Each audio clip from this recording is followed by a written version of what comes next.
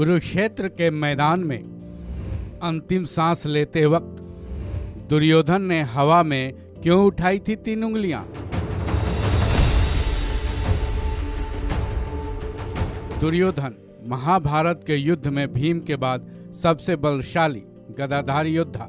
उसकी गदा का केवल भीम ही मुकाबला कर पाते थे। दुर्योधन न केवल ताकतवर था बल्कि एक मित्र के रूप में सच्चा इंसान भी था। दुर्योधन और कर्ण की दोस्ती इस बात की गवाह है। लेकिन धर्म ग्रंथों के मुताबिक दुर्योधन अधर्मी भी था, अहंकारी भी था। अपने अहंकार के चलते उसकी बुद्धि पर पत्थर पड़ गया था। तभी तो भरी सभा में उसने द्रौपदी का चीरहरण किया था।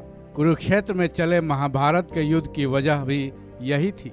महाभारत के युद्ध में कई सीक्रेट्स भी थे जिनमें से कुछ पर से पर्दा नहीं हट पाया है।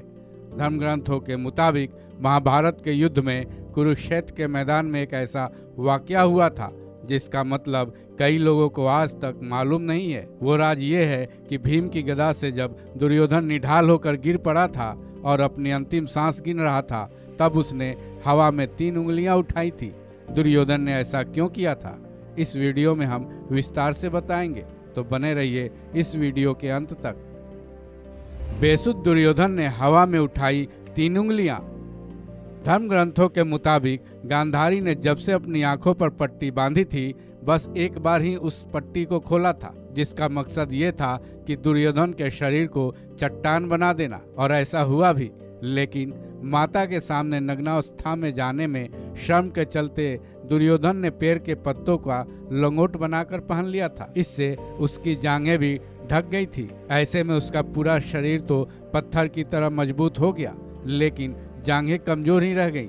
कुरुक्षेत्र के मैदान में भीम ने उसकी जांघों पर अपनी गदा से प्रहार किया। फिर वो बेसुध होकर गिर पड़ा। वो कुछ बोल नहीं पा रहा था, लेकिन उसके हाथों की 3 उंगलियां हवा में ही थी। जब भगवान श्री कृष्ण ये समझ गए कि वो कुछ बोलना चाह रहा है, तो वो दुर्योधन के पास पहुंचे। फिर दुर्योधन ने अपनी 3 उंगलियां उठाने का कारण भगवान कृष्ण से बताया। 3 उंगलियों का मतलब 3 गलतियां। दुर्योधन ने बताया कि महाभारत के युद्ध के वक्त उसने 3 गलतियां की, जिसकी वजह से न केवल वो युद्ध हार गया बल्कि इस अवस्था में पहुंच गया। उसने ये अफसोस भी जाहिर किया कि काश उसने ये 3 गलतियां नहीं की होती तो कुरुक्षेत्र के मैदान के इस युद्ध का रिजल्ट कुछ और ही होता। पहली गलती। दुर्योधन ने बताया कि उसकी पहली गलती ये थी कि उसने नारायण को नहीं चुना, बल्कि उसने नारायणी सेना को चुना, क्योंकि जब नारायण स्वयं ही उसके साथ होते तो उसे जीतने से कौन रोक सकता था। आज उसकी जगह पांडवों की हार हुई होती। दूसरी गलती।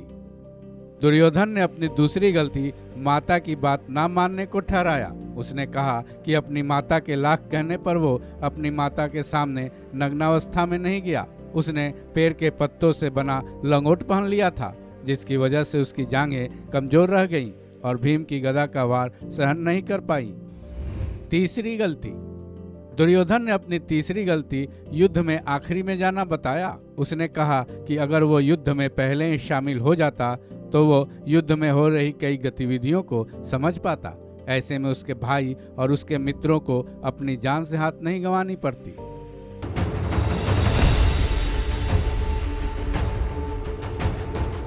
हालांकि भगवान कृष्ण दुर्योधन की इस बात से सहमत नहीं दिखे। पहले तो उन्होंने दुर्योधन की सारी बातें सुनी, फिर समझाने के लहजे में उन्होंने दुर्योधन से कहा कि उसकी हार की मुख्य वजह तुम्हारा अधर्मी व्यवहार और अपने ही कुलवधू का चीरहरण करवाना था। यानी तुमने अपने कर्मों से अपना भाग्य खुद ही लिखा है। भगवान कृष्ण की इस बात से दुर्योधन सहमत दिखा और उसे अपनी गलती का एहसास हुआ। इस खबर में बस इतना ही। बाकी अपडेट्स के लिए जुड़े रहिए वन इंडिया के साथ।